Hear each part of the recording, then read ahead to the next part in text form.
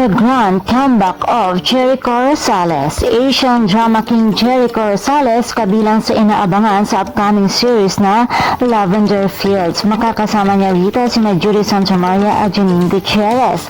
Makikilala natin ang kanyang karakter bilang siya si Tyron De Vera. Talaga namang kaabang-abang at bongga ito dahil magsama-sama sa isang serye sina 2022 Asian Academy Creative Awards Best Actress Miss Judy Santamaria bilang si Lavender Fields, Asia's Rising Star Miss Janine Gutierrez bilang si Alice Benavides at Asian Drama King Jericho Rosales bilang si Tyron De Vera. Ito ang big comeback ni Eko matapos siya magpahinga sa paggawa ng serye. Isa din si Eko sa pinakamagaling na aktor sa bansa kaya naman madami ang nakakamiss sa kanyang pag-arte.